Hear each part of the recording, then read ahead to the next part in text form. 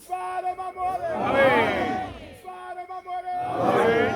Haleluya. Amen. Ndinotenda iyemi mose kuunganidzwa nemudzimu unoera. Baba wandipa kutaura pamusoro penyika. Watienda unotaura kuvanhu vatema. Basa guru rakamira muropa ravo.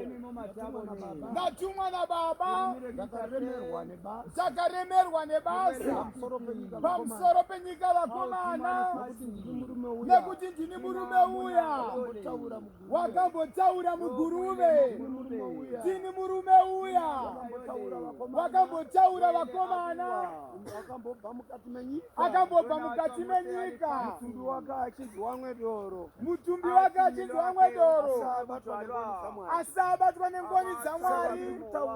Saka ndikutaura vakomana, takaremerwa nekutaura pamusoro penyika. Ndine mazwa Baba, ndinotaura. Saka kudenga kuna Baba ndakazoitwa mubati wemaki pamusoro penyika vakomana.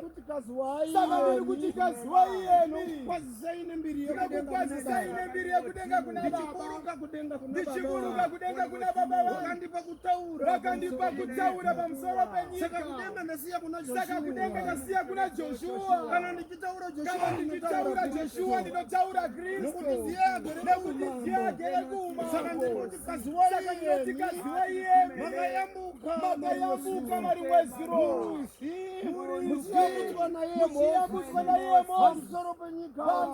Saka ndiri kuti kazuwa vakapiwa kumutemo naJohani pamusoro penyika yekuenda kuzororo. Rufaro mamore.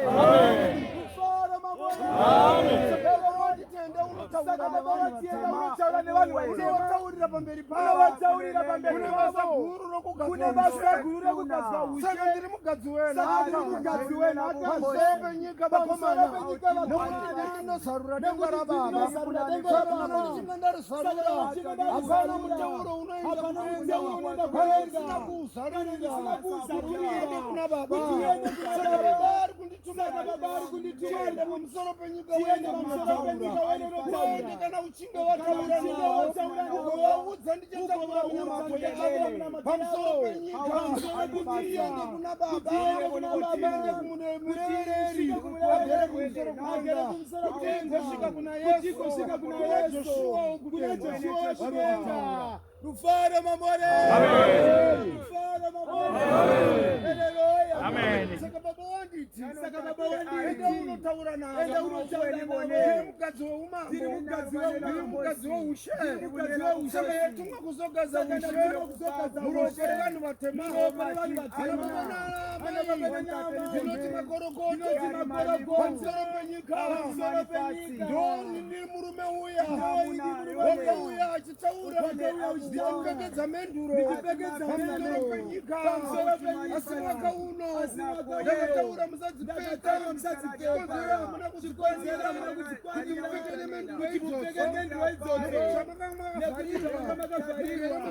Mugere mudzimba dzenyu makaite mabasa asina kufanira pamusoro penyika. Ndikati zviri nani mupfeke nguo chete pamusoro penyika, nekuti makatadzira menduro idzodzo andakakupa iyeni, nekuti ndakanga ndaita zvikudenga kuti zvigofanire pano pasi. Rufaro mamore. Rufaro mamore. Haleluya. Saka Baba vakanditaurira vako pamusoro penyika, vakafananidza nekudenga. Saka vanopera pamusoro penyika, vanongati vapera nguva idzodzi pamwaka uno. Saka ndichazokupfekedzai muchinge madzierera kana mwaka uchinge wakwana pamusoro penyika. Saka Baba ari nguva idzodzi ndedzinoonekwa kudenga neMozisi pamusoro penyika. Saka makanga makomborero kuti mugopfeka sengoro pamusoro penyika ino. Rufaro mamore. Rufaro mamore. Haleluya.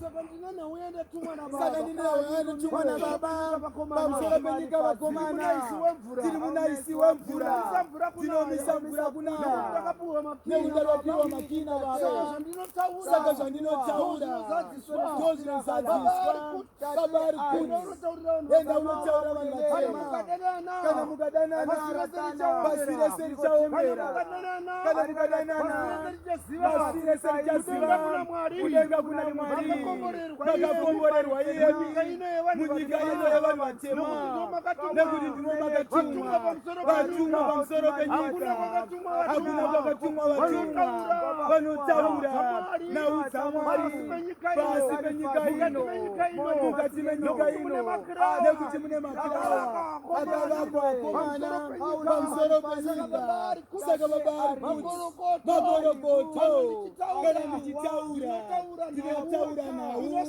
ndinosvika kumuridzi saka baba ndisvitse nawo yakakwana kwavari baba uforo mamore uforo mamore haleluya